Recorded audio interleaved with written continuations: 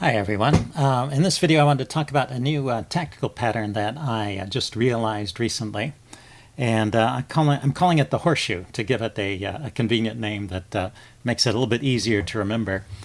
This pattern was actually pointed out to me. This is a game that I played in the DDK series. This was Corner Invasions Part 2.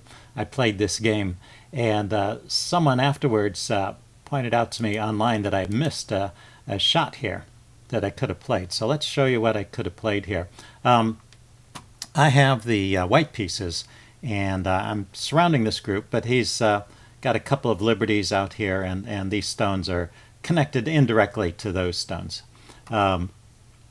So I surrounded it on the outside, and then my opponent played this stone here at L5.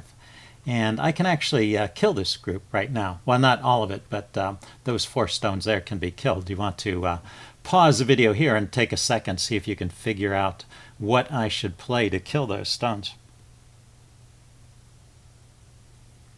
Okay, I'm going to give the answer away. I can play right here at the center. And then when he captures my stone, I have a snapback. So that's pretty nice. That means that this group here is effectively dead if it's my turn, and if it's Black's turn, he should have played here, and then he's got one eye here, and it's connected to the outside. So to kill it, I would have to surround here and then kill that by placing a stone in the single eye. So anyway, it was Black's mistake not to protect that connection properly, and it was my mistake not to play there. I could have played there and killed it. So pretty interesting. And so I filed that away as a pattern to try and remember. And the reason that I decided to make this video was actually occurred again in another game. So here, let's look at my game library here. It was this one. So this was a 19 by 19 game, and I wasn't doing very well here. I was Black in this game, and you can see that see these stones in the corner have been completely cut off by white. I think I'd tried a corner invasion here, and it's failed. I don't think I can make 2 eyes here. I'm not entirely sure. I haven't calculated everything. But he's placed a stone here at a critical point, and I'm surrounded on the outside. I think it would be real tricky for me to save those stones if it's possible at all. But in the course of surrounding these stones, he created the horseshoe pattern, right? You see these 2 stones, 2 spaces, and 2 stones. And I noticed that, and I said, well, if I just place a stone here, I'm Black, and then a stone here, then I can kill that, and then this group would live. But if I do that right away, it might be a little too obvious. So I just kind of left it there as a weakness and played elsewhere on the board. And he's not motivated to kill this group right away. He probably thinks it's dead. Well, it probably is dead, in fact. And why should he waste the stones in playing there and really killing it when he has other moves that are bigger that he could make? So I think that's correct reasoning, but you always have to be careful. So anyway, we're playing at various places around the board, and I'm trying to expand over here, and he's trying to attack me. Another way to save this group, of course, is to surround and attack these stones on the outside. But in the meantime, I'm leaving this horseshoe pattern here in place so that I can take advantage of it later. And so there's a little bit of fighting here. And notice that he filled this in solidly. There's no additional eyes here. And now I'm thinking, he's probably not aware of this weakness. Maybe I can, in fact, surround that group and enclose it. And also, since he started the fighting over here, it's not too illogical for me to be surrounding it. So it might be the sort of moves that I could play and he wouldn't really notice. So even though he played away over here and started to try and well, he's probably trying to prevent this group from being surrounded, making sure he has ways to get to the outside, also looking towards the center. I decided to go ahead and surround this group. So I played there, knowing that it'll take him more than a couple of moves to kill here. Also, even if he connected, I was still thinking maybe I had ways to surround this group. But he didn't notice the problem. he started filling in, deciding at this point it would be a good idea to take out my stones before they become dangerous. I play here.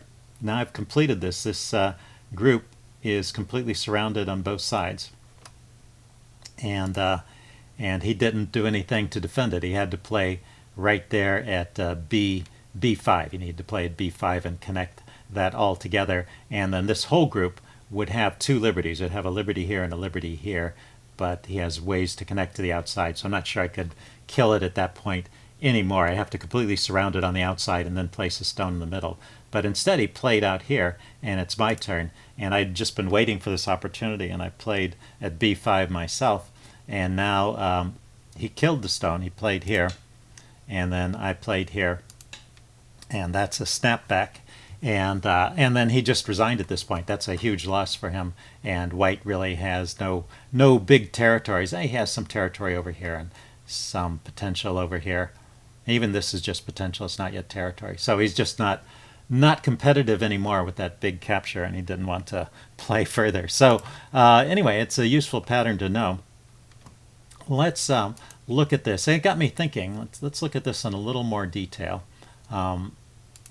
I can create a demo board here to show a few things. What I got to thinking about was I noticed that this pattern, let's back up.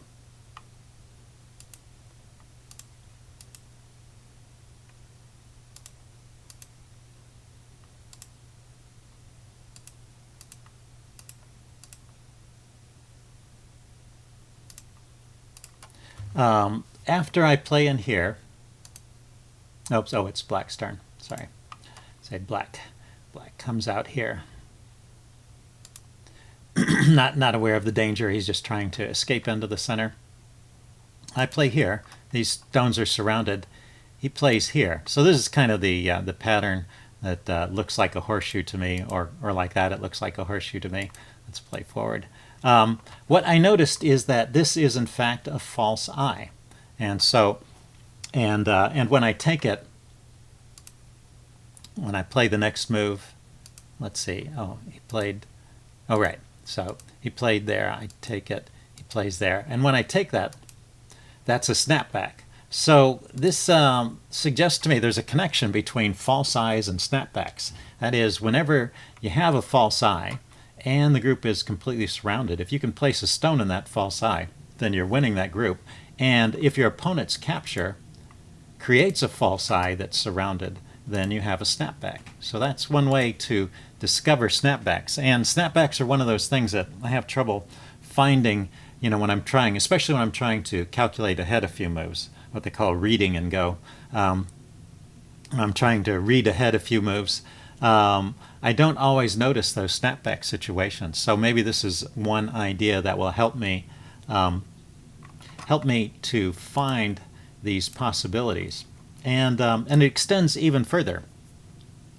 If you look at this, these two spaces here actually constitute a false eye. It's already surrounded, and so it's a false eye, and I can already kill it in this position. So a stone here, he captures, and I capture back.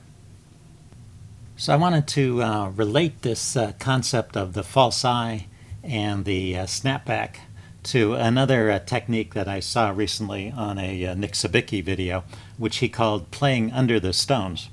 And so let me see if I can set up the situation over here on the corner. Let's go forward a few moves. So white has this solid block of stones over there, yeah, and black captures it.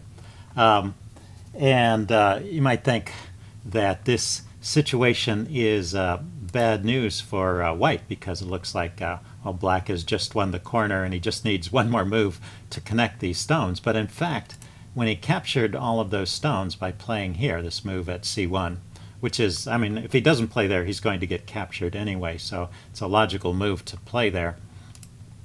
He's won 4 stones, and maybe he thinks he owns that territory.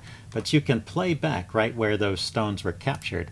And once again, if you think about it, this hole that was created by that capture is a false eye. And whenever there's a false eye, and the reason it's a false eye is because you have these two stones here that are completely surrounded except for the area occupied by the eye. And so even though it's a big eye, it's an eye that has 4 spaces in it, there's still this critical point here. You can play back right here, and those 2 stones can't escape. Let's see, if he goes here, you'll capture them this way. If he goes here, you'll just capture them this way. And white stones in this case, just because of the way it's set up, this is not a false eye. Well, it could be a false eye, but it's not yet surrounded. So if black tries to attack these stones, you have time to connect. So in fact, if we back up here, this situation here is already lost for black. And so when he captures those stones, creating that false eye, you can win them back. You can win that territory back by capturing those 2 stones. So I think that is the key idea that links these different patterns: the horseshoe pattern, the false eye, and the snapback. So whenever your opponent, let's see, I guess the way I'd phrase the rules like this: whenever your opponent plays a capture, and after the capture, the hole that is created by the capture is a false eye, just be on the lookout for that, and look for opportunities. If it's completely surrounded and you just captured 1 stone, then a single snapback, a single stone played in the hole will be a snapback and capture all those stones. So and even if it's larger than 1 stone being captured, then it's still a possibility that it's a false eye that you can play in there and capture all those stones. So that's your tactical tip for today. Let's go back to the 2 stones situation here. If we look at this, when this is surrounded, it's already in the situation where this is 1 big eye here, but it's actually a false eye. And it's a false eye in 2 different ways, right? These stones over here are surrounded, and these stones over here are surrounded. So I just need to play in here. And yeah, if he doesn't connect there, then I will get to, if he plays elsewhere, then I can play in there and capture. In this case, I get to capture all the stones because I get both sides. There are false eyes on both sides of that one. Okay, well, that's it for this video. Hope you guys enjoyed this. And if you like these tactical tips, I did an earlier one called the faulty hinge, which I think is the most useful. The most useful tactic that I've found. I've won more games with that than almost any other tactic. And there was another one called Oi Otoshi, which is sort of a generalization of the faulty hinge. Okay, see you guys later. Bye.